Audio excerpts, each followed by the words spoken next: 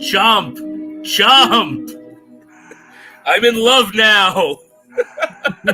Oh, welcome everyone to Double O Deep Dive Pop Culture Pros, home for everything James Bond 007. Let's crank up that Shirley Bassey for like the 30 seconds we get her. Where are we going, Shirley? All right. All right. Hey, thank you for joining us. Whether you are joining us live on the Facebook feed, whether you're joining us live on YouTube, whether you are joining us on Twitter, wherever you get your live feeds, thank you for joining us. If you're listening to the audio podcast, you're watching this not live, but Memorex. It's a joke I make for 6 people, and they're all over 40. Thank you for listening. We do appreciate it. The listeners are why we are here.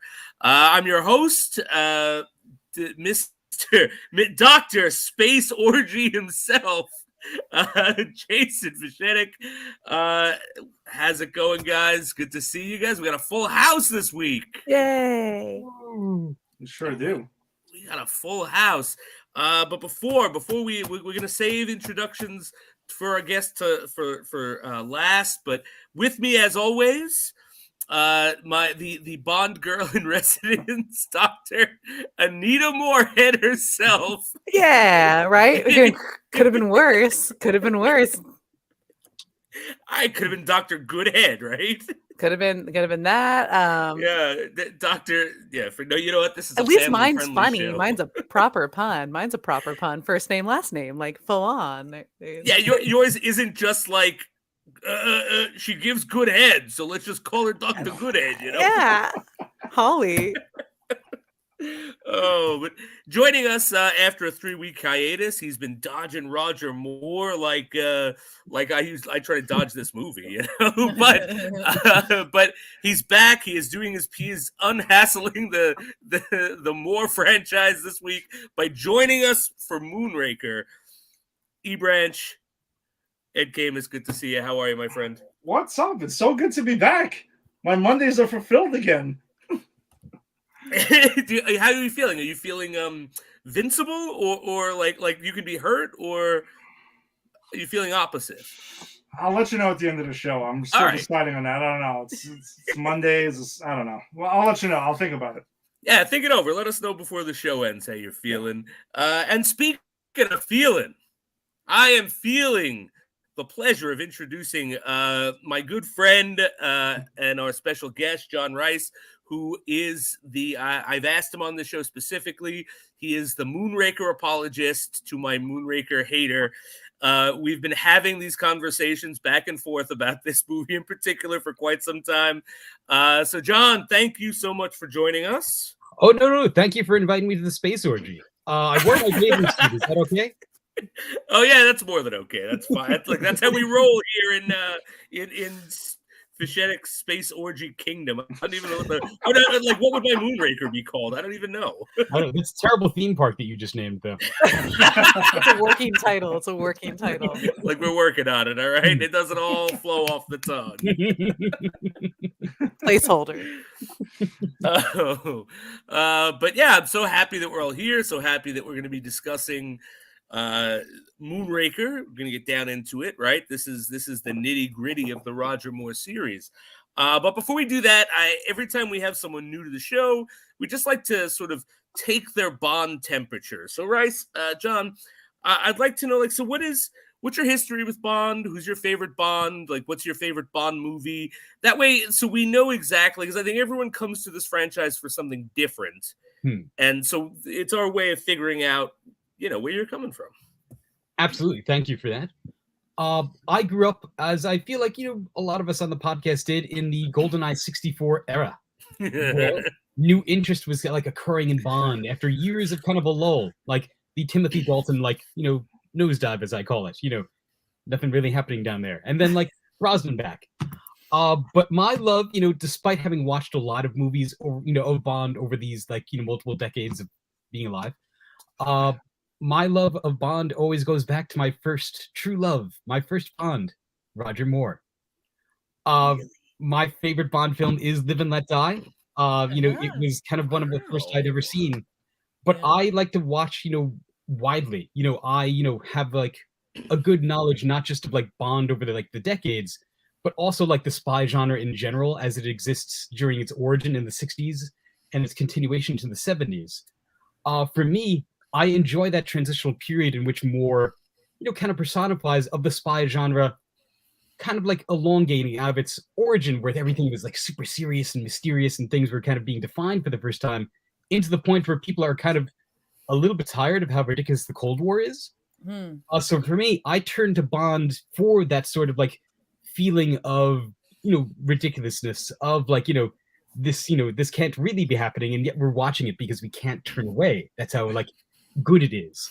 So for me, Moore is the quintessential Bond for me because he represents, kind of a postmodern sense of Bond where Bond is aware of himself.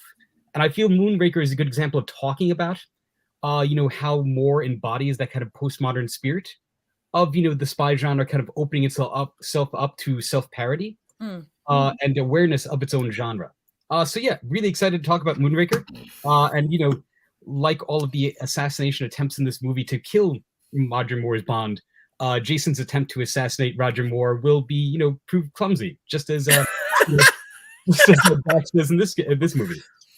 Ooh, all right, Agent 006.7. I can't see it. 006.95. 695. It's Dr. on Space sale. Orgy has got his laser eyes focused on you.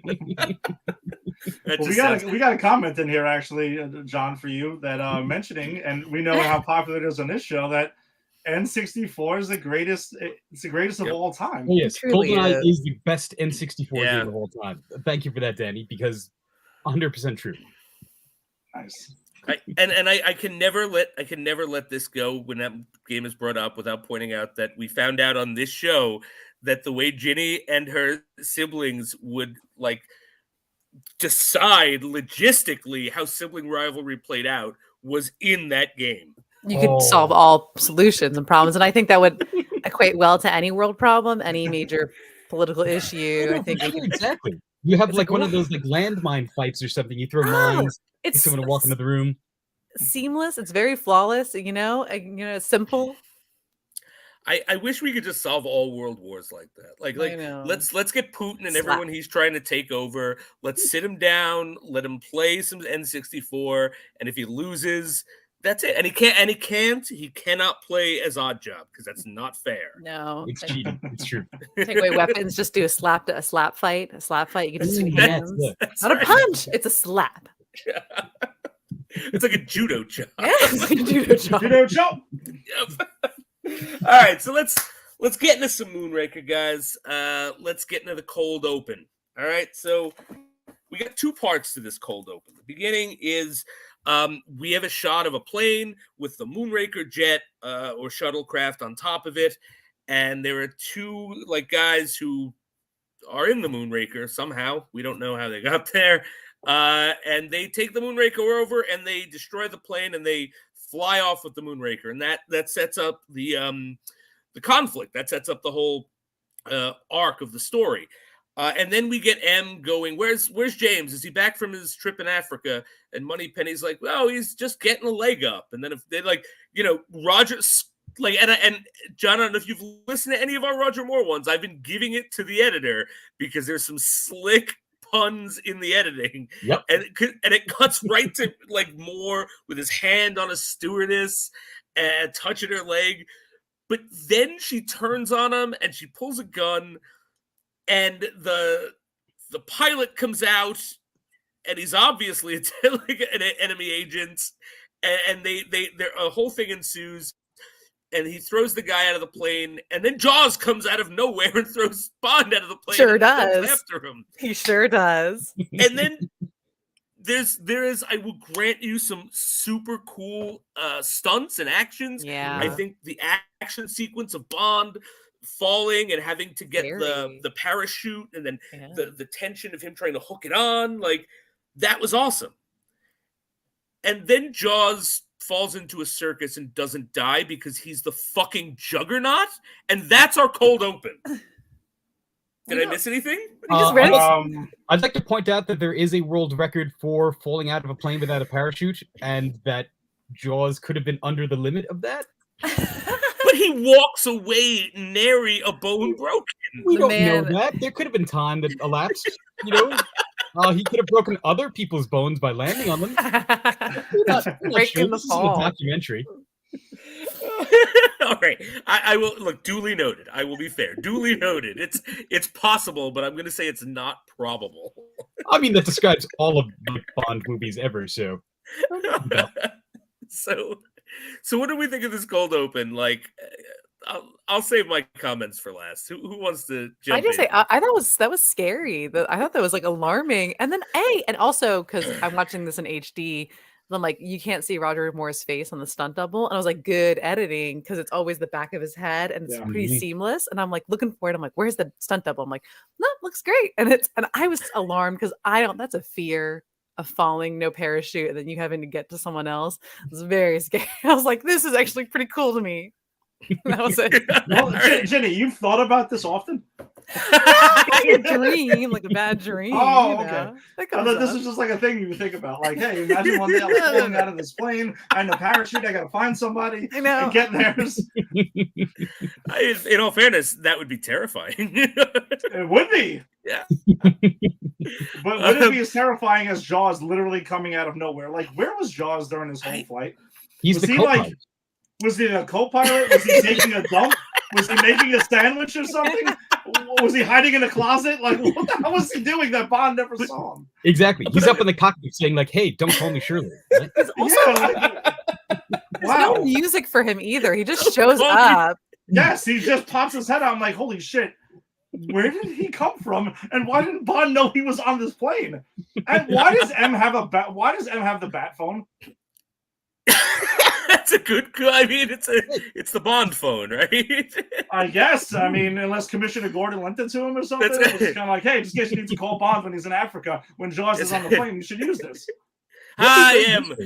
If it were anyone else but Drax, it would Goldfinger or Goldeneye or Doctor, whatever. Like I want him to have a Chief O'Hara now. Is what I'm saying.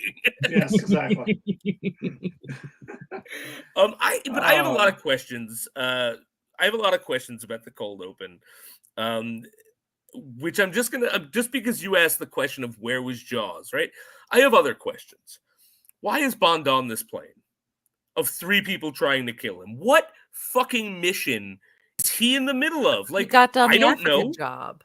He got done the African job. Okay, They and then said why it. is he on this plane? Like, I remembered back to Quantum of Solace when Tom pointed out very, like, astutely, like, the cold open of that movie just doesn't make sense. It's just, yeah, it's cool action, but what the fuck's going on? I don't know. And that's how I felt about this. Like, I have so many questions about what's going on, and I don't get any answers. But I mean, that parachute stuff was cool. Like, but that's Well, my hold on a takeaway. second. About the cold open of Quantum of Solace, wasn't the cold opening him just picking up, like, chasing down who had killed Vespa? Yeah. Yes, but it requires the viewer. So it's not as bad. So this is worse than Quantum of Solace because it references nothing. It references something the audience could not have any idea of. But Tom's point was defending Quantum of Solace. This is happening. Tom's Dude. point was Yeah, that yeah. the audience has to have just seen the last movie and remember who this throwaway character is, who we only really meet at the end, who's not a big part of Casino Royale. And even then, it's you only kind of see who that guy is when he gets him in at the end. So not that Quantum of Solace's cold open made no sense. It was just kind of like a lot of cool action with little story filling in was Tom's point. Well, my thing about it is just that it is a sequel because the Craig era was the only one that actually has, like, actual real continuity. So I would give Quantum of Solace a pass on it not making any sense because I just thought it was like, hey, you just kind of picked up where you left off. And I agree, it requires the viewer to do it, but doesn't every sequel kind of require you to see the previous movie? And I wasn't saying that it didn't make sense. I was just saying that what Tom had said, like Tom made that that point that I thought was a good one for Quantum of Solace, that there's a lot of action with little of the story filling in. Of course, it's also because there's no script to that movie because of the writer's strike. Well, that's a whole nother story.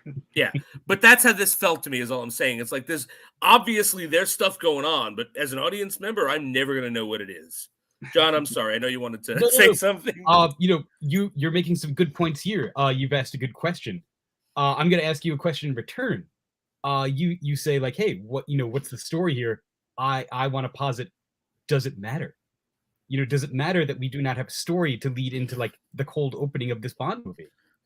Because we get all the things that we want from a Bond movie within these like 2 or 3 minutes. We get an explosion, we get a fight scene, we get a sex pun, we get all the things that we want from James Bond. But do we actually need narrative? In this moment or in like the entire film even?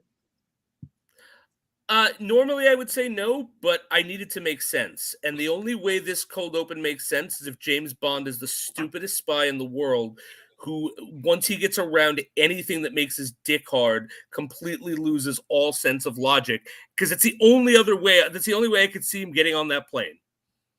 I will say in this film, though, that they do try that later on when the random women just start lining up out of nowhere, and it looks like an orgy gets proposed like about 5 times in this movie. I feel like, and that was one of them. This movie is about trying to get a eugenic space orgy. I mean, that's what it is. Well, maybe he was in an orgy in Africa, and that's what was happening. That Jaws was in. But then I need to know that, because that's not shit that I'm expecting to happen. Like in the beginning of Goldfinger, right? I don't need to know the narrative of James Bond coming out in the wetsuit, taking it off, and he's in the tuxedo, and then he kills someone, and then he goes to his room. And I don't need to know that, because that all makes sense. Okay, that's spy stuff going on. If this like plane was like the Africa orgy continued, yeah, I need something. I need to know, because again, it doesn't even seem like he's in the middle of a mission. I think you've kind of caught yourself at a double standard here, Jason. Like, if that stuff with Sean Connery can, not need explanation, why does this need explanation? Because that makes intrinsic sense and this doesn't. Does it? I mean, more sense than than this? Like, they're both kind of spy situations. Yes, but one shows me a good spy doing good spy stuff, and the other shows me a guy who got lured to a very obvious trap on a plane. I can agree with you on that. I don't need to know everything about his mission. We know that he's coming back from a mission in Africa, right? So that's fine. Why is he surrounded by a bunch of people that are trying to kill him? Jason, and I can agree with you. Like, I want to know a little. If you're going to set that up, you got to give me a little bit more about his mission. Especially if Jaws. I just want to know where the fuck Jaws was the whole time, because it's not like he's like a small guy. He had to be on. He had to be seen at some point. He's hiding in a fuel tank, maybe. But anyway, I am going to give 100% 2 things so far.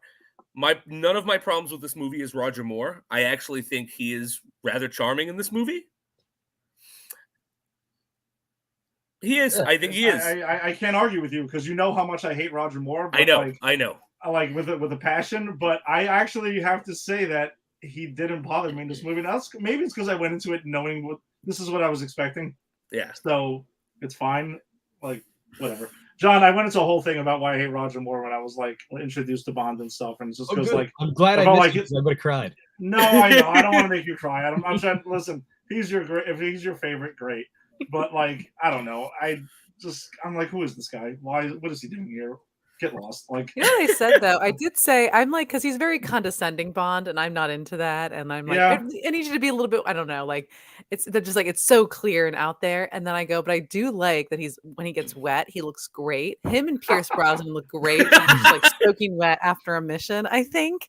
And what else? And he also has like, I don't know, is he getting kind of like screwed over a lot, where he's like easily susceptible to like women, or they think he is in this? I don't know. That's his Bond to me, where he's always just like foil it to women, and the women are like, haha, and they always have a gun on him. And I'm like, did you know? I mean, that's one of his flaws, right? That's just the character. Yeah. Oh yeah. Well, I think more. Sex pun. Come here. You got me. I think it's more often during the Roger Moore run. I like that. It seems like a little bit extra. Or Jason, as Rick called him, Roger Whore. Roger Whore. When we were on our group text. He is the randiest Bond. He has for sure. He has more sex than any other Bond. Like, this guy's doing like 3 to 4 women a movie. Yeah. And this, it could have been like 30, 40, 50. It could have Could have been. No, he could have been easily. He did not leave the space orgy without getting away. You know that for a fact. Of course. I'm just trying to be really crude now. I want to see how crude I could push it before someone says, "Dude, what are you doing?" The space orgy has opened the floodgates for this. So it has. It really has. All right. So before we get into the opening credits, which I want to talk about, as we uncovered, John, I don't know if I told you this, but we uncovered. I think Ed found this out halfway through our run that these songs are specifically written for the movies, and they like it. And the movie Spectre, they would not use the Radiohead song of the same name because it wasn't written specifically for the movie. So we now play a game of how the hell is this song connected to the movie? So, where I literally just read it out, and when someone has an idea, just stop me. Sometimes it's really easy. Sometimes it's Moonraker. So, where are you? Why do you hide? Where is that moonlight trail that leads to your side? Just like the Moonraker goes in search of his dream of gold, I search for love, for someone to have and hold. I've seen your smile in 1,000 dreams, felt your touch, and it always seems you love me. You love me. I mean, I could go on, but I mean, I have nothing. I got nothing. Yeah, I can explain Jaws' hiding area in the plane better than I can explain that. Oh, I thought you were going to say I can explain this is from Jaws' point of view, and I was like, go on. Jenny, you want to know something? I agree with you. This is from Jaws' point of view. Okay. Let's run with it. That's it. No, that's it. I'm good. Let's go. All right, there you go. We got point of view. Yes, son. We got it. This is about Jaws and his trek to the Moonraker, which brings him love. I get it now. Thank you, Ed. Wow, Jenny, great job. Fantastic.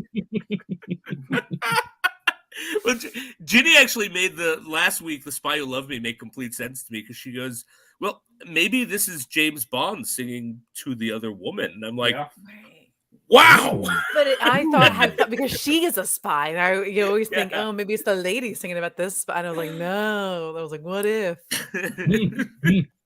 But now we got Jaws. No, it's just a Jaws point.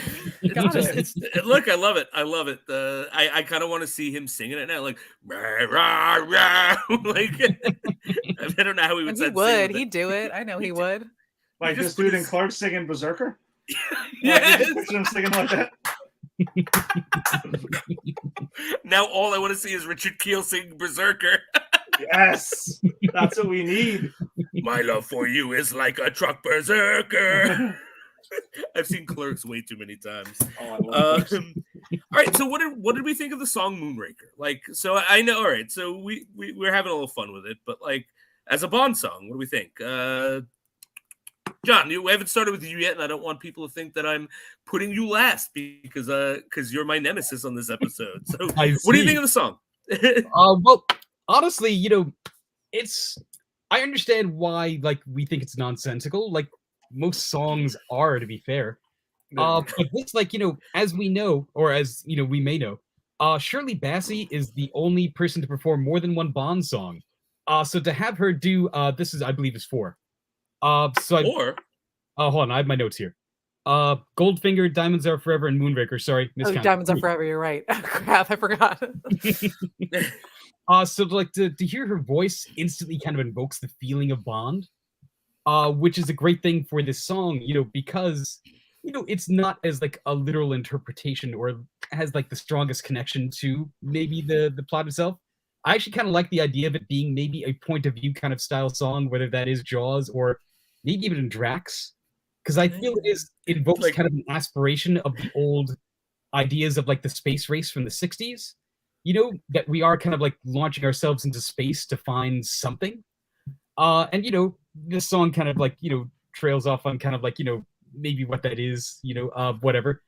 But like there are worse Bond songs. So for me, like, you know, the song kind of like, you know, the glove fits the hand.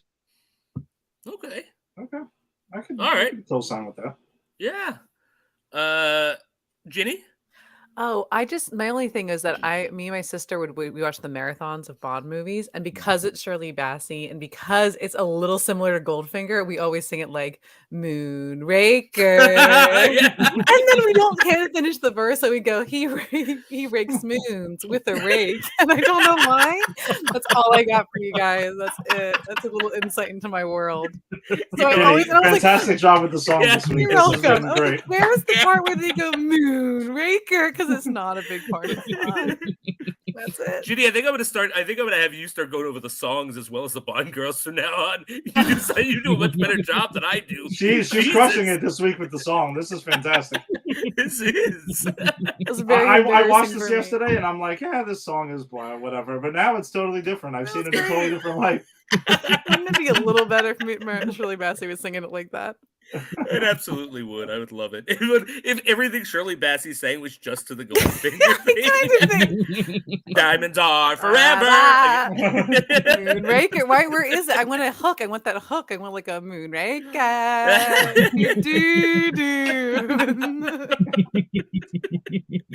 Oh, awesome. Ed, what about you? What'd you think of this the song? Oh no, I said while I was watching it, I thought it was just blah, and then I didn't really think anything of it, honestly. But now that I'm thinking of Jaws singing it to like the unnamed blonde girl with the pigtails and like to the different melody of Goldfinger, that's it. The song's awesome now. This imaginary version. Yes, it's an imaginary version, and if I ever watch Moonraker again, which I wouldn't put money on, I would. This is the song I'm gonna have in my head. There you go. Awesome. So I'm actually I'm gonna surprise everyone. I love this song. This is Shirley Bassey. This is a top, like it's my least favorite of her three, but like they're all great. I mean, I love Shirley Bassey. I dig this song way more than I like the movie. Like I don't actually, as I've said before, like I like to make fun of these songs when they make no sense to me, but I don't need them to tell me the story of the movie. No. I just think it's funny, like, because if you're saying no, we can't have this song because it wasn't written for this movie, and you got songs like this where we're like, I don't know. That pissed us all off so much when we found did. that out. It really did. pissed us off. But I think this is a top tier Bond song. I think it's possibly my favorite part about this movie is this song. That might be the case now for me. Yeah. I'm just glad you found something you liked. I did. It's true, actually. Look, there are things about this movie that I think could, like, if expanded upon, could have been good. But I think this movie is just, it takes a turn that it just never comes back from. That's my, when Ginny and I were talking about this. Star Wars. None of that like, all right, let's get into, before we get into it, any like the credit scene, because we got to talk about the credit scene before we can bust open. I found it kind of boring and wasn't really paying attention. It's a lot of shadow women and pictures of James Bond. Did I miss anything that you guys thought was? Looks like she's flying like a Superman pose, but it looks like she's planking. Oh yeah. It That was was interesting. Because the song is so short, the opening credits. It's so don't get a short. chance to- It is yeah, so exactly. short. Yeah. It's one of the shortest Bond songs that I could think of. I was expecting it to be longer. You're So we didn't get to like do a lot of like fun visual stuff the way that we normally get in the opening of a Bond, just because like, you know, short song, like they got to pack a lot into this movie. So you know. Yeah, fair enough. Ed, anything? No, I thought it was kind of like one of the more prototypical like Bond. Again, like what you would think a Bond opening would look like, just like shadows of women just going through and stuff like that. And like that's kind of what I would think of when you're thinking about like a Bond opening, just like a generic one. And that's kind of what I got here. And I had no problems with it. It was fine. But yeah, it was kind of short actually. Now that I think about it, I didn't actually notice. I didn't clock that either. I was looking at it here. I'm playing with my phone for a little bit. I'm looking up. I'm like, okay, here we go. And Jason, you had me so geared up to like really have the knives out for this movie. So I was just stood waiting. I'm like, oh god, here we go. Let's go. We'll get into more of that later. But. All right. So now let's open the floodgates, guys. Let's talk about let's talk about we'll start with Bond, Roger Moore's Bond here. And I'm gonna John, I'm gonna ask you to start only because I know that you have the stronger feelings here. Like, and then I'm gonna end because I'm pretty sure I'm pretty sure it is, and you're gonna be like, this is dumb. And Ginny's going to be like, yeah, it was fun, but it was dumb. And you and I are going to be like, this is the hill I'm dying on. So, Yes. So talk a little bit about like Roger Moore's James Bond and just the overall plot, like what worked, what didn't. And we'll go into like the villain and such like that. So don't worry about getting too much into like the villain's plot, but just overall like story stuff and that relates to Bond.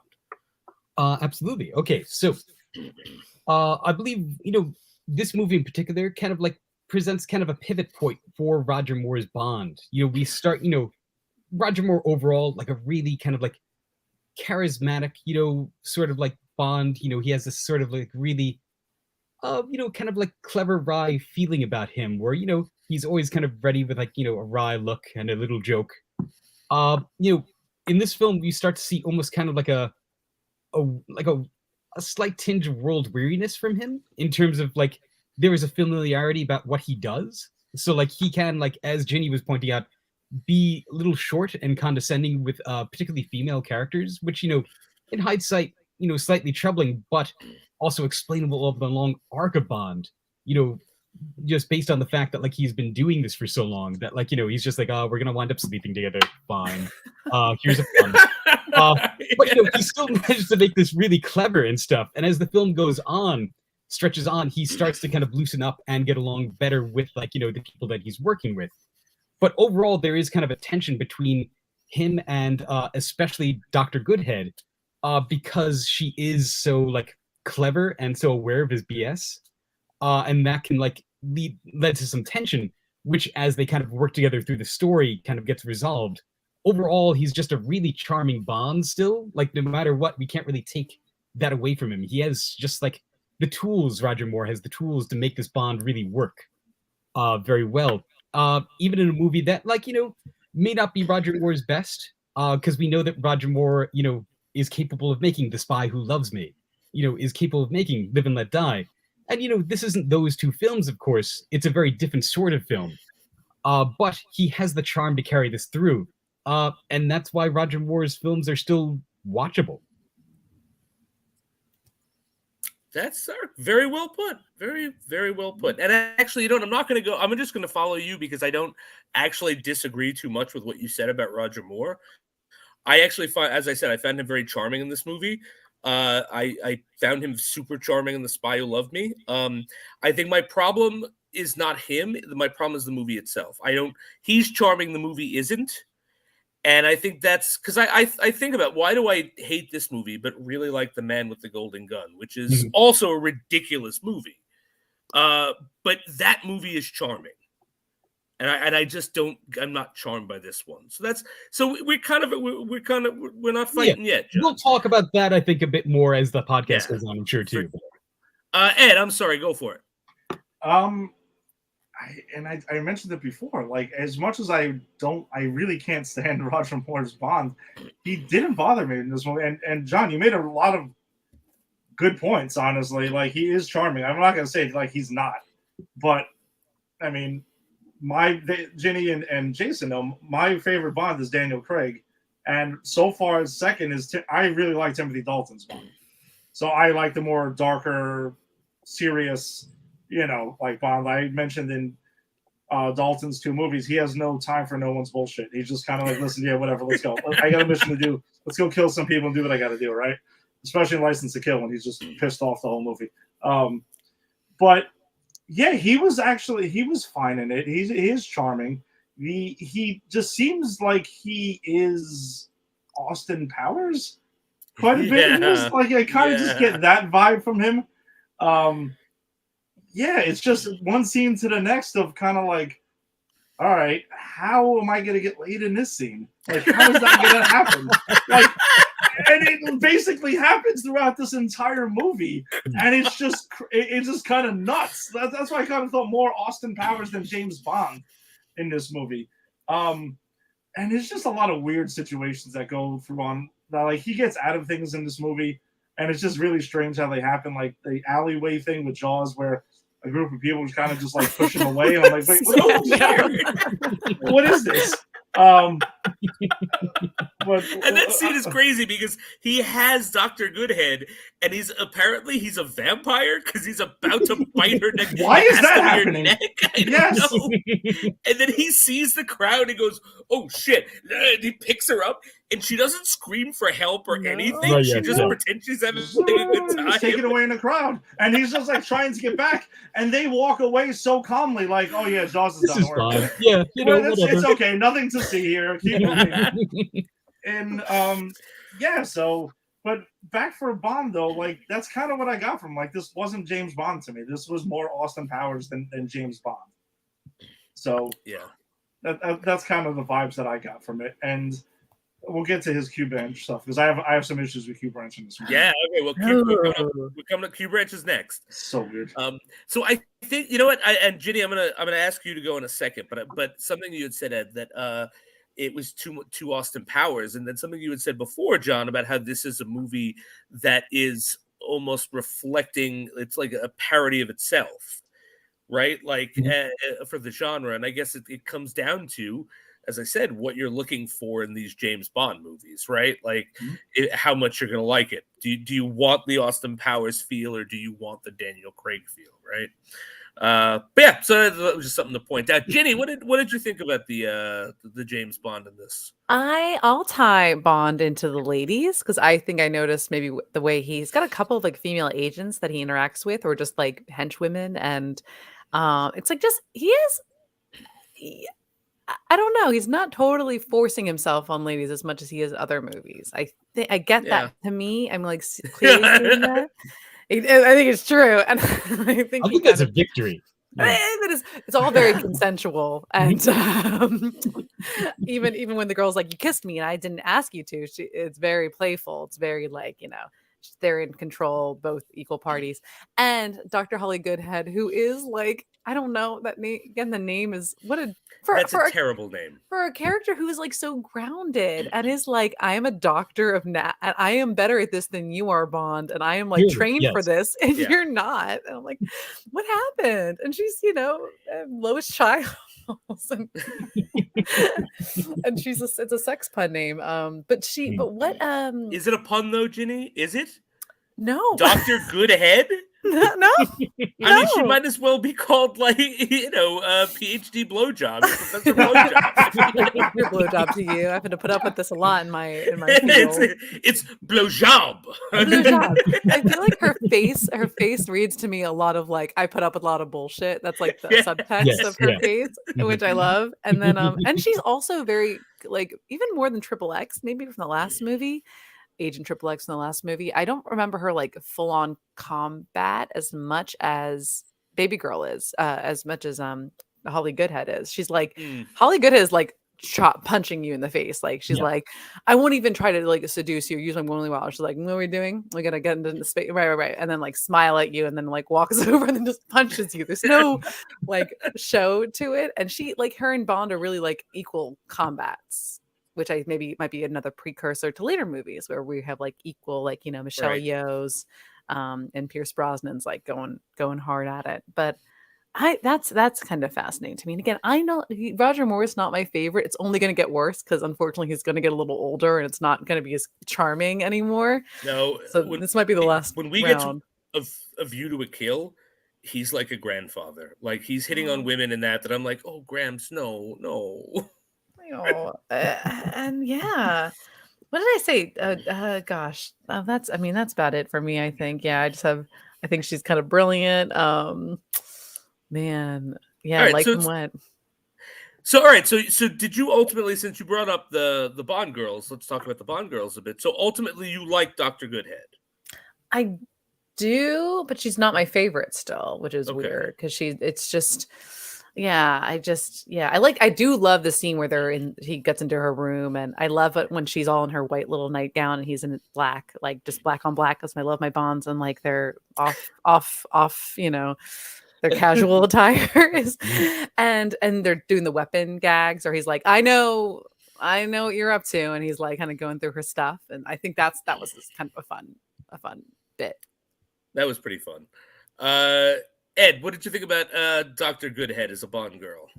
She was actually cool, just that her name it's very obviously difficult to take her seriously after that. But no, she holds her own in a lot of it. I mean, to say the truth, like Jenny was saying, like she actually is like punching people and things like that. She's actually holding up her end of the bargain. And it's still, I mean, it's not as much as we saw like Halle Berry later on or Michelle Yeoh or anything like that. But for its time, I mean, I guess this is what you could say is kind of the equivalent of that, is that she's not just a damsel in distress that's over there or just needs Bond's help or saving all the time. There's a scene that they're in an ambulance together with this random guy, and it kind of looks like they're trying to seduce the guy. And that's how they get out of it. Like, hey, you want to go hang out with us somewhere? And like, I'm like, what is going on? What's happening right now? Oh God! All right, so I'm glad I'm not the only one that saw that, because I was going to start wondering about myself, like after the story. No, this movie's about space orgies. Nothing's off the table. No, they're just like giving him a look, and he's kind of like, he's down with it. He's like, oh yeah, and then they just like take him by surprise.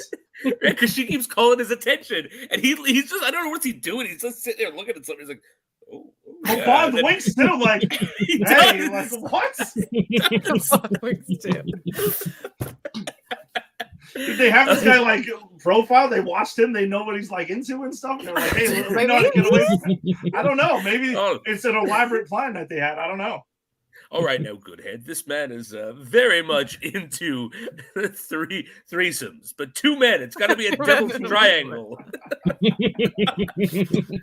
But one of the other Bond girls, though, that not Goodhead though, but the pilot. No, gosh, what's her name? Dufour. Corinne Dufour. Oh gosh, but then she has that scene. Remember that scene? If we're talking about random, but I was kind of alarmed by it, is when they're like, "You're fired, Dufour," and she's like, "Okay," and then they're like, the villain walks away, and then the henchmen have the dogs, and she just has to run in the woods. Yeah, that's a creepy scene. It's insane. And she's like in a white dress. It's like, what A24, I don't know, movie is like. It's so I kind of liked it. I was just also very much like, ooh, I don't like this physically, but I dug it. It was strange, but I thought the stranger thing than her being eaten by or almost eaten by two dogs is that she has this list. She mentions about mother's first date list that she has. Oh, yeah. By the way, and then she can't read. Yeah, she has the worst. She has, in my opinion, really the worst line of the movie and the best line of the movie. Yeah, so when she learned how to be a pilot, she couldn't read during this?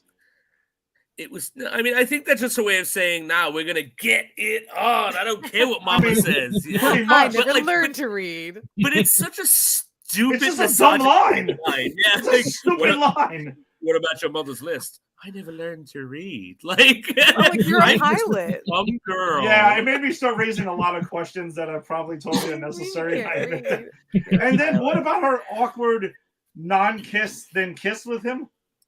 Because at first she backs away like, oh my God, what are you doing? And then 2 seconds later, she's down. That's the For no reason, because there's nothing behind. I'm like, what the fuck is this? No, like a lot of things just happen in this movie. Yes, everything just kind of happens without really, actions that spurn it. But I'll say this about those two Bond girls. I actually like Dr. Goodhead. I just wish she had a better name. I can't take her as seriously as Agent XXX just because Agent XXX has a better name. And yes, I'm saying someone who says, but because it's Agent XXX, that at least is clever. Like, yes, it could be a pornographic thing, but it's also she's a Russian agent. Like, or Vin Diesel. This is Or Vin Diesel. This is their designation. Exactly. Yes. But this is just like Dr. Blowjob. It's terrible. I can't like, but the character is awesome. I agree with you. Like the character does more ass kicking than any of the Bond girls in the Roger Moore run, and that's saying a lot because Barbara Bachman kicked ass in The Spy Who Loved Me. Yeah. And Camille, I'll give her like she has the worst line in the movie, but she has what is arguably the best line, and I think this is a terribly written movie. I just think there are so many terrible lines, but this is a really good line when she introduces Drax before we meet him. When she says, "What he doesn't own, he doesn't want." Yeah. You know, so I mean, I got mixed feelings about her, but because then also she says I can't read and gets eaten by dogs because she gave just like I don't like because she doesn't use the golf cart that she came in. Yeah, there you go. Yep. But John, have your say about the Bond girls. I'm sorry. No, not at all. Not at all. I think you guys have done a great job in terms of talking about like this because we're still in the Bond movie. We still have some problematic things going on in terms of like our modern evolved views of like feminism and what female characters can do within a movie. But just to summarize and like touch upon the points that you've all made, Dr. Goodhead is a great character. It's almost as if she was drawn into this plot because she has such a terrible name. You know, her destiny. Yeah, her destiny is formed by the fact that she has a horrible name. Because she's more competent than Bond. Let's face it. She can kick as much ass. She could fly a space shuttle. She's a scientist and a spy, and possibly a better spy. So, she came to spying late in life and is still like on Bond's level. She's kind of like his equal, which makes her like a really kind of like good character to like have in this movie. A fun character that like have to watch. Mm-hmm. All right. Yeah, I agree. All right, we're not. It's not too contentious yet. We're all still friends.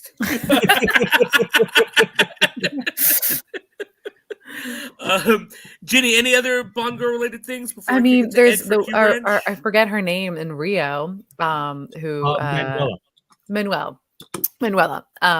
I actually liked her too. She was like, I don't know, just she was competent and just kind of like a very maybe random in that she was there and didn't sleep with Bond or get killed, or she was just on her mission. And I kind of like that though, that she was like, nope, she thank God, okay, she's still alive. All right, she's still there. I do think it's implied that she does sleep with Bond though. Oh, did she? Okay. Well, like there's that scene where they're on the couch and he's like, oh well, how do you kill 5 hours in Rio? There we go. Oh, okay, I thought there wasn't time. Yeah. I thought they got interrupted. Okay, you're right. Yeah. But she didn't die. I was like, thank God. Okay. She was gorgeous and she was super fun, and they were in Rio having a great time. And I say blame it on Rio. Anyone ever see that movie with Michael Caine in it? No. I did not. But John, you've heard of this movie, right? I have, yes. And Jenny, have you heard of this movie? I remember the night. It's Michael Caine and some other guy, and they both like sleep with each other's daughters or something. Oh my God! In Rio, and you just blame it on Rio. Yep. That's it. Roll credits. That's it. And one of the daughters are famous. I just don't remember who it was. Blame it on Rio. But like one of the daughters is actually like someone. I just can't remember who she is, but she's semi-famous. But yeah, blame it on Rio.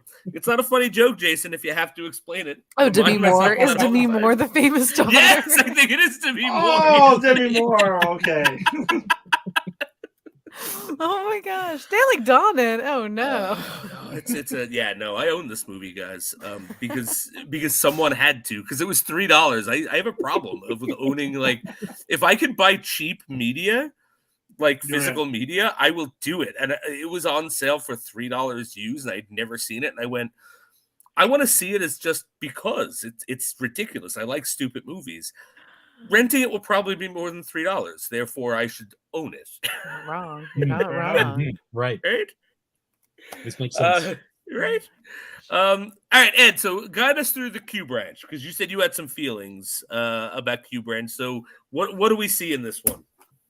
So the wrist dart rocket thingamajig that he has going on. Mm-hmm. Okay, fine. It doesn't seem like very slick or sleek or anything like that. It's there. It's useful. I mean, shit. It saves the day at the end. It does. Before Drax gets pushed into space like a fucking queen alien, like whatever the hell I was doing. So in cold blood, by the way, this Yes. Bond could have taken him in and arrested him, could have done anything, and in cold blood, he shoots him out in air, like as you said, like the queen alien.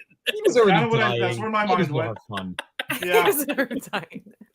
He did. I mean, he's obviously insane with his wacky orgy plan that he's got going on. So a Bond figures the only way to stop the orgy is to kill this man. So okay, that's what happens.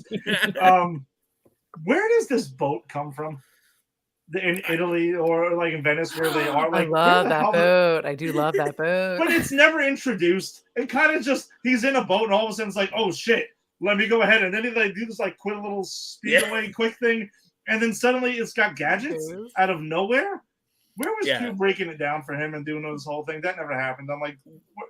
He just happened to find this boat or something. I'm like, is there a deleted scene? He does address the driver directly before getting in, so maybe like the boat was kind of arranged for him. Fair enough. Oh no, John, I agree with you. That's what led me to believe. But we know the deal by now. Q's got to go ahead and do the whole rundown. It's like, all right, that's going to be important. That's going to be important. That's not going to be important. All right, that's going to save the day at the end of this. I need to hear nowhere to be found. At least one. Now pay attention, 007, while they're standing over a vehicle. and Q was definitely annoyed with him, like in the scene when he shows him the wrist rocket, which I did enjoy that because I always get a kick out of Q being pissed off at Bond. And then they go later on to this like, I guess MI6 like hideout that they have, and they're all like in. It looks like it's with ponchos and Western hats, and it seems like it's a like Nazi Good, the Bad, and the Ugly or something. Yeah. Oh, that's so I don't know what weird. was going on, and everyone's in it. And then there's monks fighting karate in a room, which is why I kept thinking of Austin Powers again. Like, this is the kind of shit you would see in an Austin Powers movie. So what the hell was that about? And they never address it again. It's like, they look in the room, they see monks fighting, and like, oh no, close that door. Let's just keep moving. It's like, wrong door. Yeah, like it's so weird. So I don't know. Like Q is just doesn't work for me in this movie, like at all. The wrist rocket thing, you expect it to be more slick and something like it should have been like a watch maybe, but it's this huge like device he has on his hand. Like, you're not hiding this, dude. 007, you're not fooling anybody with that. Cut the crap out, man. So, yeah, that's where I'm at with it. And I don't know where the 7-Up product placement falls into place in this movie. It's definitely, I don't know if it's in the Q branch or not, but it is everywhere. Was it? Yeah, it was. What? Ginny, I was going to stop at a gas station to buy a bottle of 7-Up and start drinking it during this show. Oh, no. I was in a rush, so Jason knows I did that with some Cheetos when we covered Moonraker. Yes, he did. Flaming hot Cheetos. Flaming hot Cheetos is a must.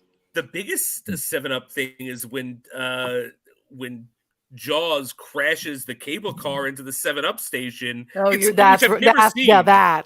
yes, I know. And then inexplicably falls in love? Question mark. It was like Frankenstein. I mean, that's what they were going for. I don't think it's inexplicable. I think it's pure, and I think he fell in love. Oh, I have no doubt that's what happened. Let's be happy for him. Like, he's finally found it. Let's celebrate. And I'm hoping that afterwards they got married and they had some 7-Up served at the wedding, and they took British Airways to go to their honeymoon, because that's the other one that's like smacked in the face in the right. Yeah, British Airways. Yeah. So yeah, that's what I got for E branch.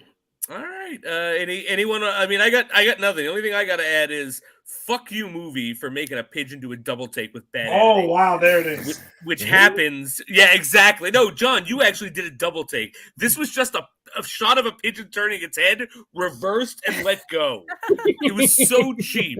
And for what? For what? What have we gained with the pigeon taking a double take at James Bond riding in a gondola on the streets of Venice, not in the canals? What have we gained that we didn't gain with every other person? The artist and the lovers and the fucking children. Everyone's doing a double take. What did I need? What did we gain to have the pigeon do it? Fuck you, movie. I was wondering where it was going to come from, and there it is. Oh, I knew it was. I hate because that's at that point this movie loses me. I'm actually okay with this movie flaws and all, up until that point, and then it Yeah. loses me. So you're The whole saying you'd boat be thing okay is what got me. with the other stuff that happens after that, if not for the bird, or the No, bird signifies like the turning point? like here's the thing: we're all. I am riding the James Bond Express securely on the track, and then I see a pigeon do a double take, and it jumps the track, and somehow we are riding an undiscovered country with no track, about to blow up at any moment, and I'm just praying I'm going to survive the end.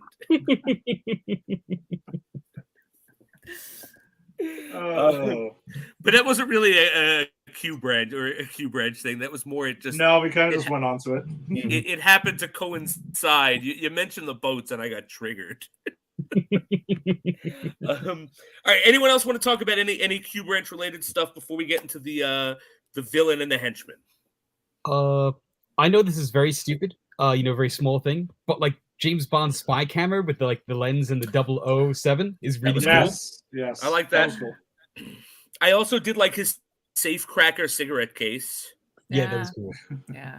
Like I kind of wish we had a proper Q scene setting that up instead of James Bond in a poncho pretending he's in the Outlaw Josie Wales, you know? All right, so let's talk about Jaws in this movie. Love to. Would love to. Ginny, start off the Jaws conversation. I just didn't realize, because I knew that I knew what we all know is that kind of he came back and he was in space, and that I remember he fell in love, but then you're making that a bad point. And I found him very attractive in this movie. Longer hair, mussed up. I don't know how to. I mean, he was, and he just is kind of I think we're all sleeping on that. He was a very good-looking guy. I have never met someone who is dying to live Beauty and the Beast more than you. I'm sorry that your husband Tom is a wonderful man and not in fact a beast. Only for you. I don't know. I think he's I think it's very dashing. I think he got a glow up. I think he had a glow up in this movie where as opposed to oh my gosh, last movie, I don't know. I think he's a little rougher, and he deserves love. He deserves love, and he gives maybe some of the best acting in the Roger Moore series. I think we all know what I'm talking about at the end when he just has that pathos of just oh my God, wait, what? He starts to, it's so sad. I'm so upset, and I kind of fell in love with him. I have a lot of notes about Jaws. Oh man. just that. I mean, Pete, please talk. You guys go on. I'm just gonna gush about him and how much I love him, and I think what a beautiful man, what a beautiful human being. All right, but Ginny, I have to ask you this question: which do you think he is a better Bond henchman in, this or The Spy Who Loved Me? Probably Spy Who Loved Me. Okay. Right. Yeah, he's genuinely menacing in that movie. Yes, yeah, and and then again, I think the one moment scene where he is in the alleyway with the clown mask on in Rio, that was scary. There's jump scares in this movie. There's so many jump scares in this movie. I made a note of, but that was very scary. And then there's no music, and he's struggling with the girl, and it's awkward. He's trying to bite her neck, and I'm like, this is very weird. Okay. And then gets whisked away by a random crowd. Then gets whisked away. Yes, it's weird. Yes, but he's a human in this, and I think he's an ally. He's an ally in this movie. A human. Man, you're not going to get me to talk smack about this man. He's so good in this movie. Yeah. A human who bites through a cable of a cable car with his teeth. No, that was efficient. That was just right. And that's why he has the teeth. I mean, if you're not going to bite through a cable car, what are you doing? It's not his fault. It's all he knows, Jason. It's all he knows. All he knows is biting. All right. So Ginny is on Team Jaws. I'm Team Jaws. John, tell us why you're on Team Jaws. Oh, absolutely, because you know that I am. Yes, I do. Here's the thing. We know that Jaws can be menacing. He is ultra strong. He has metal teeth for a reason that we never really become aware of. We need Jaws to be a fully developed character. He is a complex character who is developed as, having a sense of good and bad, right and wrong about him. because we need him to make the crux, the climax of this movie work. Because like he needs to turn against Drax in order for all of like, the victories to happen. Like they can't disable the space station and have the big fight where America wins or whatnot.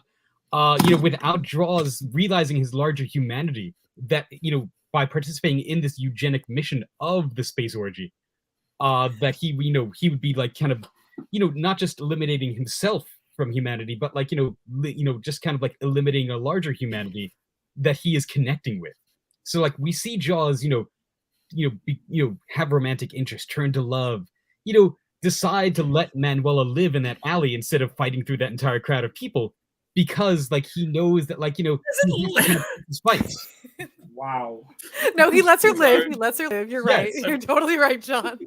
He doesn't let her live because he has a moment of humanity. He lets her live because he knows if he just attacks her in that alley, he's gonna freak people out and blow his cover. And he could not get away from the crowd that was obviously overpowering him. I mean, and took him away. He's like the Incredible Hulk of strength, in these movies. He easily could have just went back or something. I mean, oh, John, I'm with you 100%. He could have just started tossing them away like left and right, like they were like rag dolls if he really wanted to. Exactly, but instead he chooses not to. He's kind of like, meh. Maybe I'm not a murder machine. Maybe I'm something else. Maybe I have some feelings. Yeah. All right. Wow. Ed, I'm gonna, while I try to figure out what movie our co-hosts watched, because I can't tell from because it wasn't the one I did. You want to talk about John, I'm going to give you a lot of credit on that because you're really bailing out the writers with this, because I just pretty much was like, nah, he's taken away. He's defeated. Super easy. Barely an inconvenience. He's taken away by this crowd, and that's pretty much that. You end up yelling at the writers now. Just wait. I got more. Oh yeah, no, I know. I'm sure you're ready to go. But yeah, even to the fact that Bond and they know, like, oh yeah, he's done. We don't have to worry about him. Yeah. So Jaws is just a weird character. Just with him, it is just like the biting through the cable car and his constant smiling at Bond every time he sees him, and it kind of gave me the Peter Griffin fighting the chicken thing, where it kind of keeps picking up where it left off the last time, and it keeps going throughout the film. That's what. This is the insanity that was going through my head while watching this movie, and they just keep picking up the fight from the last time. I've got Jason. He's done. Yes, you killed Jason. And he just. Then there's the Frankenstein moment, which you know what they were going for with the joke there when he meets the girl, and there's that. Oh, she's the pigtails. That makes sense. She's the pigtails. I totally was getting a Frankenstein vibe. Think about that. It was done playfully, and that's what they were going for, because this movie obviously doesn't take itself seriously on any level at any point.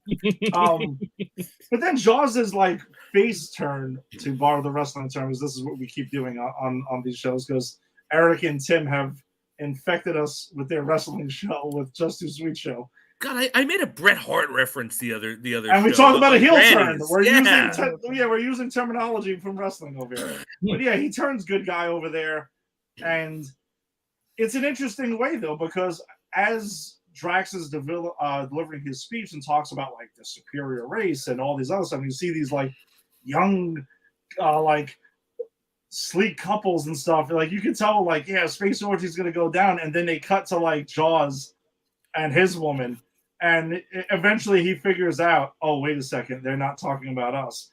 We're gonna get wiped out. Did Jaws think at any point like he was part of this superior race, and him and the girl with the pigtails were gonna get it on and have their kid? Like, really? I'm actually going to say that I 100% think that that's what was going to happen. Drax wasn't going to kill them when they got into space. If Drax wanted Jaws dead, he would have been like, oh, okay, Jaws, you and Pigtails, you show up at Thursday at 0700. He's an idiot. We're going on Wednesday. Like, he doesn't have to let him on the ship. Like, you're not going to, Hitler's not going to, like, because this is a Hitler allegory. Right, this is 100%. It's Hitler in space. This is what what Mel Brooks promised us in History of the World Part 2. But Hitler's not going to kill his biggest bulldog enforcer just because he doesn't fit the mold. Like, he's just not going to let him breed with everyone else, which, fine, Jaws doesn't want to. Jaws wants to breed with pigtails. So Jaws wanted in the space orgy. I think that's why he turned, actually. Oh, no, he didn't. He was like, wait a second. Monogamous. I don't get to get into this. I don't get to get down in the space orgy. Fuck this, Bond. Let's go. No, he's wrong now. See, that to me would make more sense because I don't think Drax was setting him up to kill him, and I think, like, I don't know, you guys saying that he had moments of humanity that made him a real character. I think that's insane, guys. I mean, that's a stretch. Like, let's talk about his meet cute where he fell in love, where he crashes after unsuccessfully trying to kill Bond, destroys a 7-Up shop, and then walks out, and then the laziest of lazy things happen. We get like a classical music cue that they're in love, and they look at each other and they're in love. Oh wow, what character growth! They looked at each other and fell in love. My God, oh man, Dickens had nothing on these guys. Well, it was a bad music cue, but it was a pretty hilarious meet cute. He just, he wandered out, and he's tall. He's 6'8". It's a hilarious meet cute. And I have seen hilarious Bugs Bunny cartoons that have better character development than we see of Jaws here. Because what pushes this? So then so then he's in love. And then he's still doing evil things. And he's okay with destroying the entire world again, because this is literally the plot of The Spy Who Loved Me, except in space and not the ocean. And he was okay with that part of the plot in The Spy Who Loved Me. He's willing to kill everyone on the planet until he goes, oh wait, I don't look like everyone else. And then all of a sudden he's willing to go to hell tonight and die to save James Bond. That is terrible writing. That makes no sense to me. I'm sorry. I think it's because he knew he wasn't going to be involved in the space orgy. It's the only way that makes sense. He went there. He was going along with Drax's plan, took the money and everything like that because he thought he was getting into the space orgy. Then he meets the girl, like the random girl, and it kind of starts thinking, maybe should I do the space orgy? Should I not? But if she can participate in it, then I'm down. And then suddenly they were getting thrown out of the space orgy, and then now he's done with them. That's it. Do you think they're throwing her out of the space orgy because she's got the blonde hair, blue eyes thing? She's pretty I think they're a package deal in the space orgy. I think so too. Like, she doesn't get in with that. Like, yeah, they need each other to get into the orgy. Okay, you can't just go in by yourself. It's got to be two people. That's true. Yeah, that's true. But here's the thing. I think she fell in love with him, and then I think this made him like really connect with her. Is that he doesn't know what she doesn't know what he does for a living, or that there's going to be a space planet world. You don't think he told her about the space orgy? No, I think she likes him on initial looks because he's a handsome looking man. So, He's so 6'8" with razor sharp teeth. With razor sharp teeth. So tell me what you think solidified their undying, everlasting, going to the grave love together. Like, was it just, oh my God, he survived crashing through that 7-Eleven thing? Like, he's really good. Like, I've met lots of good looking women that I didn't wordlessly run off with. I think he's so special and so unique, and she's probably misunderstood in her life and her home life, and I think this is someone who sees into her soul, and you just don't, Ginny, I got one more question. I got one more question, then I will stop. Ginny, I'm going to help you out with this because I got something for you that you set up earlier. Okay. Oh no, Ginny, he sang the song to her. That's how they fell in love. Yes, he did. He did. He sang Moonraker to her. That's how they fell in love. That's it. That's it. He's that deep voice. No. Ginny, here's my question: If you were her in that meet cute, you would have run off with Jaws without wordlessly, wouldn't have you? Probably.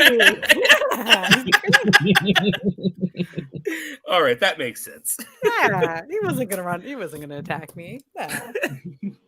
And then there is a second henchman in this movie, and I don't remember his name, but he's like the Asian guy who is employed by Drax, who attempts to kill Bond once in the anti-gravity machine. which I had a question there when Dr. Goodhead straps him in. She's like, most people go 3. It can go as high as 20, but that'll kill you. Why can it go as high as 20 if it'll kill you? It's Just supposed to get you ready Drax for wants space. somebody dead. Yeah, but again, that doesn't make anyway. I'm not saying it makes sense. I'm just trying to throw something out there. So we have that where this guy is continuously trying to kill Bond until they have a fight, which reminded me so much of the Pink Panther fight with Clouseau, with his like judo master who would jump in at a note like that. I swear to God, I thought I was watching the Pink Panther, and then James Bond throws him out a freaking window and he falls headfirst into a piano. And Bond, so cold blooded, just like he hit the wrong note or something. He thinks a bad joke. Like I don't know what was going on here. I think that's exactly what was going on here. Total Pink Panther vibes here. I mean, what is there to say? There's gonna be fight scenes in like any Bond film. You're in a factory full of glass and they're breaking glass. You know, Chang has the kendo stick. It's the fact he was trying to kill him with a kendo stick is something else. Yes, yeah. And then Bond cuts it with a sword. And like, yeah, that's exactly what you want to see. Like, he's hurting Bond with a stick, but then, bam, a sharp object. Okay. Ginny, any thoughts on this guy? No. All of your research was into Jaws. It's really a lot of John there. So, Ginny was literally like, there was a second henchman. What?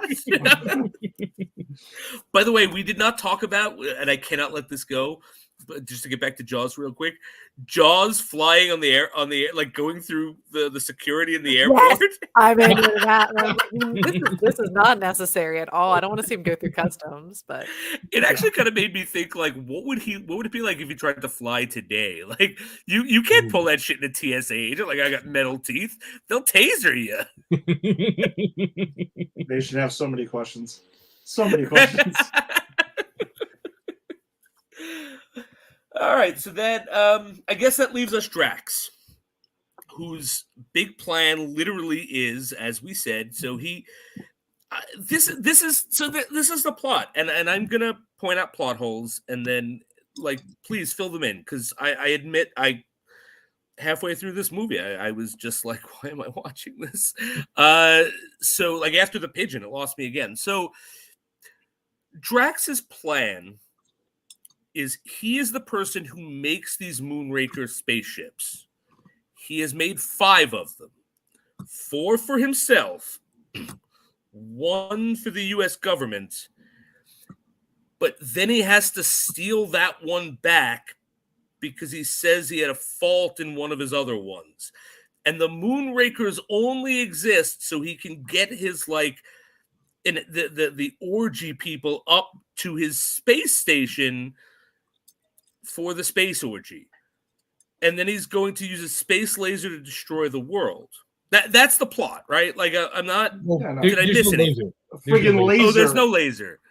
Okay, all right. Maybe he's spraying the Earth with chemicals that will eradicate human life, but nothing else. That's it. You're right. My bad. Yes. So, which is a much more clever twist. So he literally wants to just kill everyone and leave everything standing. So I guess they can come back down after their space orgy and repopulate. Yes. Right. Exactly. That's why they say that. They're going to do that.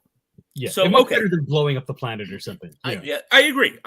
Smarter move. You want to keep it working. Here's my question. Why was Drax the number 1 suspect? I get it. He was the villain, and he dresses like a villain, and he speaks like a villain. Everyone got the script that says in big bold letters, act as if Drax is the villain in a James Bond movie. And everyone does that, right? But there's nothing that really connects him. Right away, the Moonraker's taken and Bond is sent off to go investigate the guy who built it and sold it. I don't think that would be the first guy you look at. All right, Ed, maybe please fill me in. Not exactly, though, because if I remember correctly, M sends him there to help the U.S. government to find out what happened. He's just there to investigate the situation. with the Okay. disappearance of the Moonraker. He wasn't investigating Drax to begin with, but then he sees Drax and he's like, obviously, this guy shops at the same place as Blofeld and Dr. No. I've seen those guys. He's obviously a Bond villain. I mean, this neon light sign behind him that says Bond villain here with the arrow pointing down at him. I have to look further into this. Okay. So All right. Slightly different. But I still find it like, then why is Drax trying to kill him? All Drax has to do is like, Bond's gonna come and investigate. No one suspects me. I'm gonna put away my freaking Dr. No smock and put on a goddamn regular suit. I'm not gonna try to kill this guy or say anything suspiciously evil in the 24 hours he's here, and that'll be that. Like, it just, the jump to why he's the villain, like, I don't know, it just doesn't make sense to me. John. So, here's the thing about this movie. Drax doesn't care whether he's found out. That's the thing. No. This movie works a lot like a episode of Columbo. Like, the murderer did it. Columbo comes in the room and is like, oh yeah, you're the guy. And then they spend the entire movie kind of, working around each other to the point where they can, like, resolve, like, the murder, kind of solve the problem that's here. Drax never pretends to not have done it, really. He's just kind of like, oh, what are you doing here? Like, as soon as James Bond leaves the room, he's like, oh, yes, make sure he meets with some accident or something. Right away, he's like, I know what's going on. He knows what's going on. I'm not going to just, like, wait for Bond to kind of, like, find, like, all the secret documents. I'm sending Chang after him right away to try to kill him. Right. Yeah. Why waste time? Because in, like, 48 hours, I'm going to eliminate the Earth anyway. So, like, I just, I did what I had to do. It doesn't matter to him that he, like, can be, like, indicted for, like, stealing his own spaceship, that he would have eventually been found out. Because, like, on radar, those ships would have been seen going up into, like, the atmosphere by every country with, like, satellites. So, they would have been like, oh, yeah, there's the ship that was lost. For him, it doesn't matter because he's going through with his plan no matter what. So his confidence in his plan, his arrogance. Yes. I'm John, I'm with you 100%, actually. That's what I kind of read was his thing. I do find it funny that the second Bond shows up, he pretty much has these absurd attempts, that non-stop attempts to kill Bond throughout the entire movie. Yes. And they just keep falling flat one after the other. And I think the most ridiculous one is towards the end of the movie, when all the random women, the beautiful women come out. Yes. And it's just like, so this is what we're going to do. We're going to get all these women to come out. We know Bond is obviously going to cave immediately because he can't say no. But you guys got to make sure he gets on this one rock. And once he gets on that one rock, he's going to get ejected into this pool, and we're going to send a python. A python is going to kill him. Yes. This is what we're doing. And then we get to see Bond fight a rubber snake, by the way. Yes. Yes, he does. It was very much like Batman 66 with the fucking shark. Yes, no, it was. It was. It actually reminded me of that scene in Ed Wood when they have Bela Lugosi wrestling with the animatronic octopus. Only the animatronics aren't working, and they're just like, no, Bella, just splash around a bit. It'll be fine. It'll look great. Like, that's what it looked like to me. Oh, man. He's stabbing a plastic freaking python. Wow, the editing of this movie is great. They make that look as good as I can know. be for the 1970s.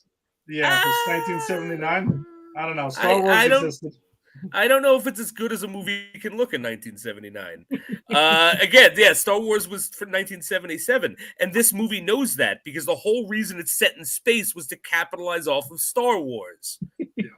And I'm going to tell you guys the movie we should have gotten when we're done talking about this movie, because I listened to the book, and it is the best of the James Bond books. It is phenomenal. That's why you're so pissed about it. That is another reason I'm so pissed about it. Okay. But before we get to that, let's wrap up this movie. Does anyone? We went through all the big things. Everyone got to say what they want to about the big things. Any moments that you wanted to go through your notes and sort of talk about before we wrap up? I'll tell you about the book, and then we'll see if this is a successful mission or not. My mouth dropped open when we got into space, and we're shooting lasers, pure laser beams at spacemen, space henchmen, like guys in like, space outfits, and just murder in space, just like, and not like, pew, oh, I got shot, like a full on, ripped through, I'm assuming, the suit, and they're just gone to the darkness. And that was pretty insane. I like genuinely gasped because we went hard. We were like no space for so long throughout the movie, and then when we got like space that last half hour, and then we were gonna go crazy with that battle sequence. Ed, do you want to go first? Sure. Yeah, I agree with you, Jenny. Like, that's where the pigeon double take is when the movie starts going to another level. And then it starts, then is like the boat with the whole Venice thing and everything. I think that was all actually the same scene. And that's when I felt like I was doing the double take as well. And then the movie just completely jumps off the rails, keeps going. And what do they usually do with franchises when you're pretty much out of it? You go to space. So this is what it was. You kind of just like, fuck it, Bond in space. Let's go. Like Jason listen, what do we do with Jason Voorhees? I wonder. All right, listen, space. Boom, let's get him up there. But that's a great movie, my friend. Listen, we're going to save that. We're going to save that for when we get to other franchises. Because me, you, and Ginny have had a whole separate show offline about horror movies. That's true, yeah. That is very organically true. Out of nowhere.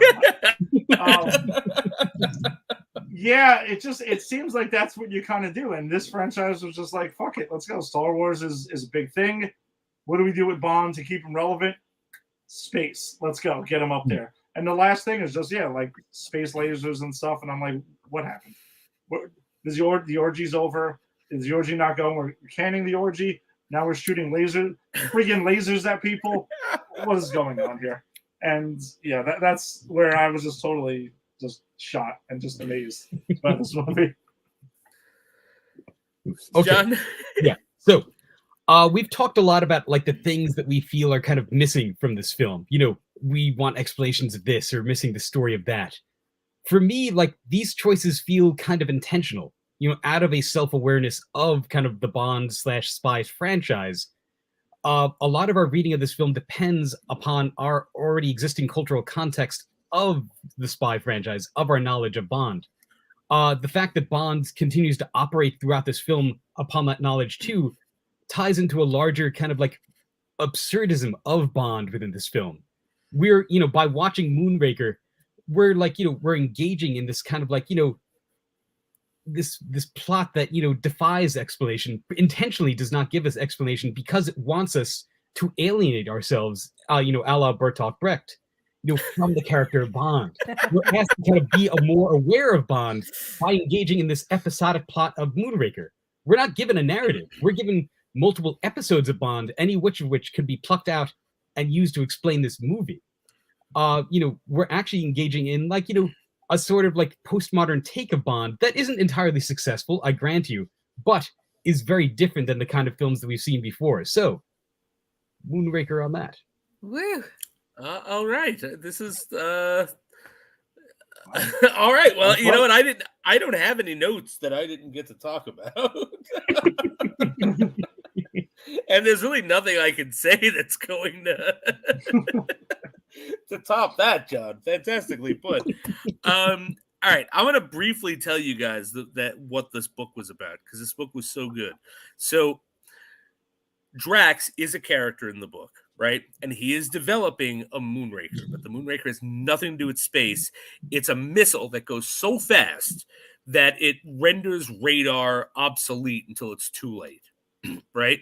And he's a wealthy noble Englishman who's being paid very well by the English government to create this. And the only reason Bond gets involved at all is because he's part of M's like supper club, like his gentleman's club, and the guy who runs it is pretty sure he's been cheating at cards.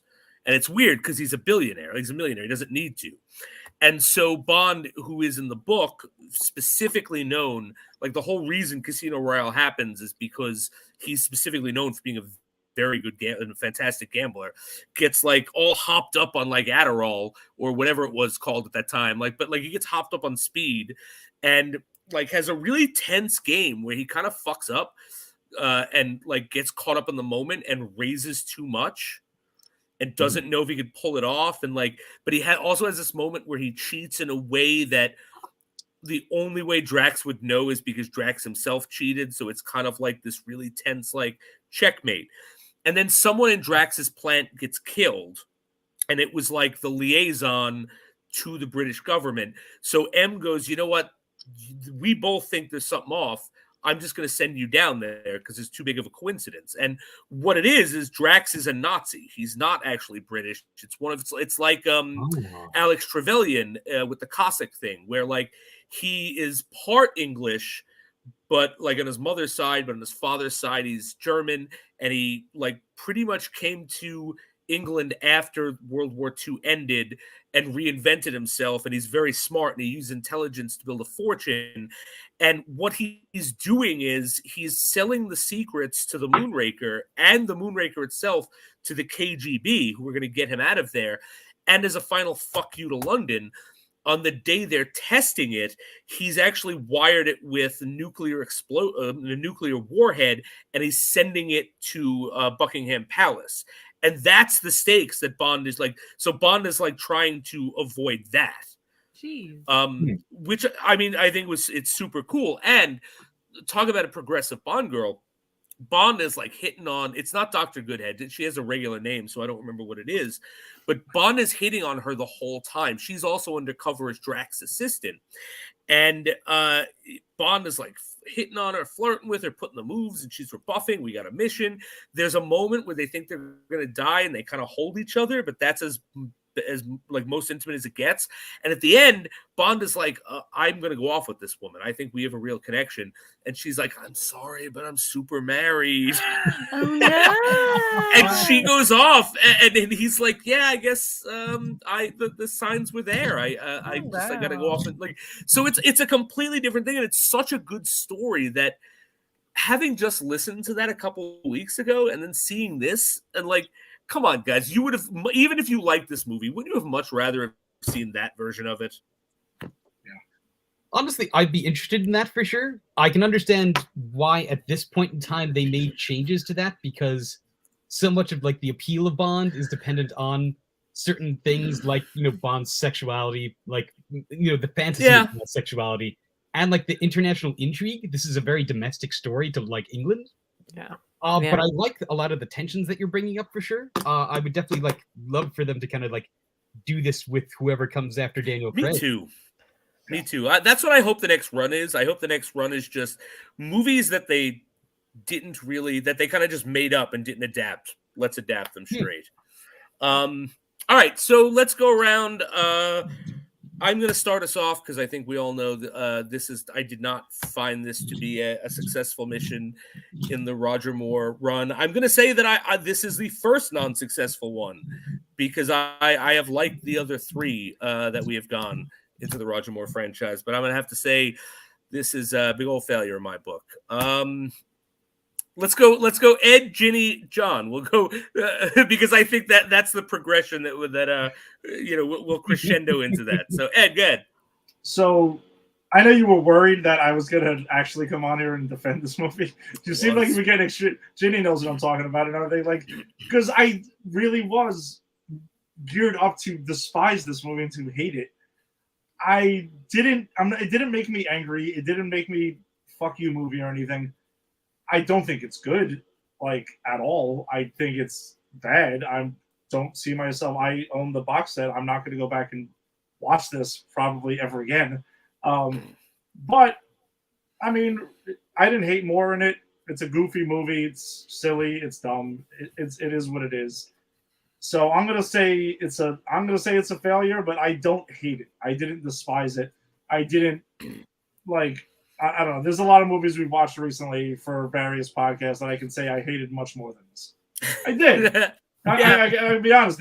We've also covered some shit. So hey, you put a gun to my head and you tell me that I need to watch Moonraker or The Amazing Spider-Man 2 again, and I'm like, where are you? Exactly. Exactly. I mean, even for this one itself, I mean, not to just keep beating on it, but that fucking other Casino Royale, like. I'd watch this. This is Skyfall compared to that. Oh, right. Put it that way. That's how much I hate that movie. Right? No, I'm No. not talking about the Daniel Craig one. I'm talking about the other one. I was gonna say, you're talking about the '50s one, or you're talking about the '60s one, right? Yes, The 60s one. comedy. Yes, the comedy. The '50s one was much better. Yes, it was much better than that. Yeah, I don't know, and I would I guess I'm trying to think if I should put this ahead of World Is Not Enough. That's a tough one. I don't know. Might have to hold that for a future episode because I gotta ponder that. But no, it was like, again, failed mission, but not the worst thing I've seen. All right, Ginny. So crazy. I think this movie isn't as offensive as the first two in his series, Man with the Golden Gun or Live and Let Die. Live and Let Die. About that? Yeah. Resonate Live and on Let that? Die is pretty offensive. Yeah. Yeah. It is. We all love it. I know, but oh boy. And I think I tell everybody watch it. Everyone should watch it because I was like, I don't think I had watched this enough when I would be on TV. I'd watch like parts of it because I think there's a lot of travel, a lot of international travel. Part of me wants to say it's a failure, but I still say everyone should watch it. I think this is I think I'm prone to say I'll watch this every year. For me. I know. Okay. I think I want to add this to my list because I watch Roger Moore movies. I don't know. So we'll see. But I was like, because I haven't watched it enough, but I was like, I'll rewatch this. Jaws. Maybe it's Jaws. Yay. Oh, it's definitely Jaws for you. Yeah. Ginny watches like a half an hour of this movie. It's all the Jaws scenes cut together. Like that's all I need. She superimposes herself on the girl with the pigtails. She just puts pigtails for her and pigtails. That's it. Yes. I'm like, all right. Oh, excellent. Thank you, Ginny. John, why do you say yes? Yes, and thank you for that. I know that this is not Roger Moore's best film. Like, I think we can all agree on that. But it has a really strong female protagonist. Two, it tries to get Bond into the modern era. Where so much of Bond is like caught up in like missiles and money and things like thinking forward to like space and other technology, like kind of like pushes the franchise forward for better or for worse. And three, it gave me a chance to like claim that there was an episodic plot to this movie, which I know kind of like we're showing a little bit, Jason. But I think it is true in this case, but though not intentionally. I think there are a lot less worse Bond movies out there, so I'm gonna say this is a success. All right. So we got I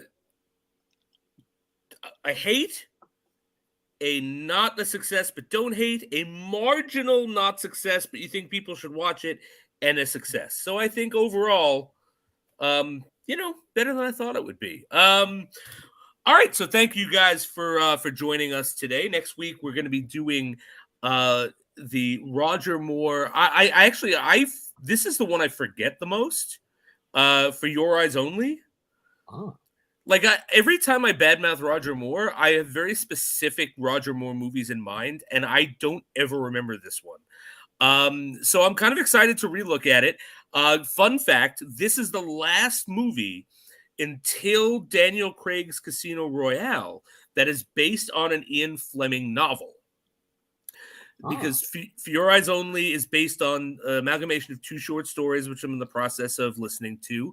And then Octopussy is a short story itself. And so was A View to a Kill. So still stuff by Ian Fleming, but short stories. So it'll be interesting to see how they sort of deal with the, or if they even bothered. Like if they're just, because they really just took the name. So we'll see if it syncs up to the stories at all.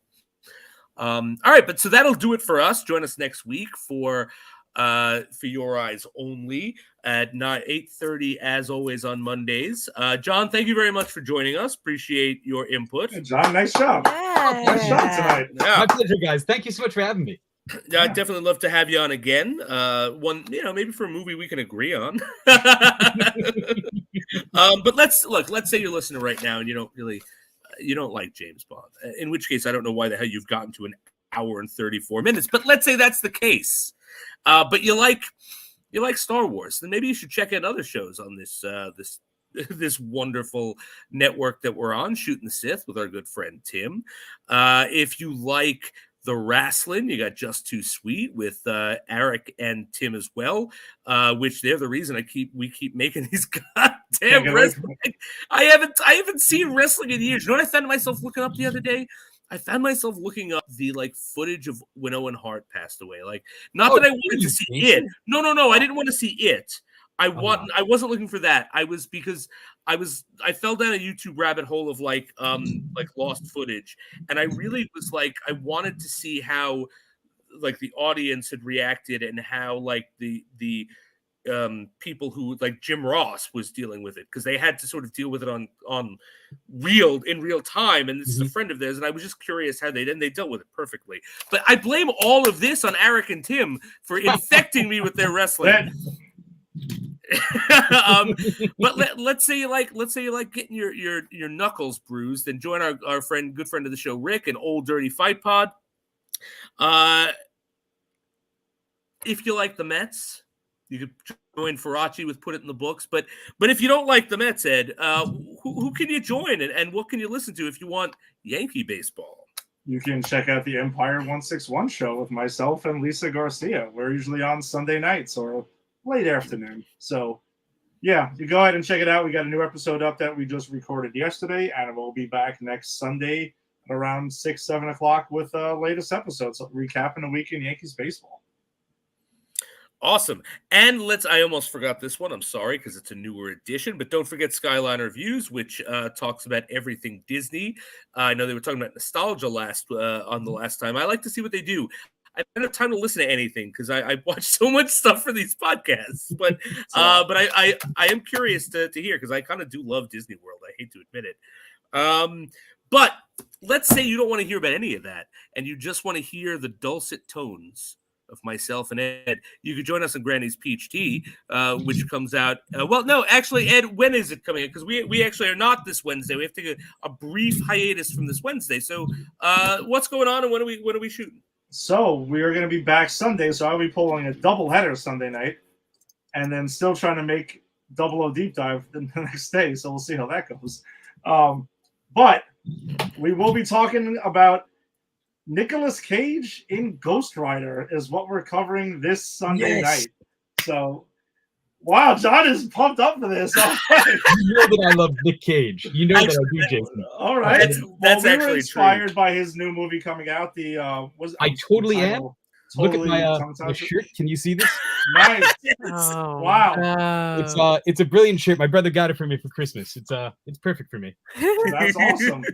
So then, John, you should go ahead and join us Sunday night, and we'll be covering Ghost Riders, our movie of the week. We'll be talking about episode 4 of Moon Knight, which drops on Disney Plus this Wednesday. And we have one episode of The Flash to talk about. I thought it was going to be 2, but it turns out to be 1. Jason, you're off the hook with it. All right, and I watched it today, so all right. I think all I gotta do is watch some Ghost Rider. Yeah, so go ahead and check that out, and we'll discuss if Jason liked Ghost Rider more than Moonraker. We will find out. I think I will, because Nick Cage. I mean, I'm excited when we get to Ghost Rider: Spirit of Vengeance, because I've personally never seen that movie. You're on mute, Jenny. What was that? Oh, I haven't either, actually. Tom's always like, you want to watch that movie? I was like, I don't know. I hear it's some great crazy Nick Cage moments in that movie, but that's in 2 weeks. So yeah, we got a little time to get to that, but yeah, we'll be talking little Nick Cage for 2 weeks. Little Nick Cage for 2 weeks. I'm excited. And Ginny, I apologize. We were gonna go Swamp Thing, but we had to put that off. So we're gonna get you on Swamp Thing. I promise. All right, I'm ready. I'll rewatch Beauty all and the of Beast it. theme will come back. I promise. Story, she's a beautiful plot, man. Come on. But let's say you like none of that. Let's say you think everything I said was garbage, and you want something a bit more. I just keep getting meaner and meaner about this. By the way, I don't know why. Why do you hate us so much? Why do you love me? Why have you listened to me for almost 2 hours and you hate us? But no. But let's say you want something that covers a more broader range of things. Everything, let's say from aircraft carrier to Zebek. Wow, you like that? Well done. You see, last week Ginny called me out because she said that my my A to Z was a bit flat. It wasn't as spicy. And so I did I Acceptable? I don't even know what Zabat is. So good job. Zemeka, job. it's an old timey type of boat. It's the boat they used in Moby Dick. Okay. All right. Yeah. See, that's what my master's gets me, guys. I can make literary references no one cares about. All right, but thank you so much for joining us, and I'm going to leave you with a little Disco Bond, because that's right, Ed. I wasn't going to let this episode go without Moonraker Disco, which I actually really like this one. So, all right, see you guys next week. Thank you. And never forget,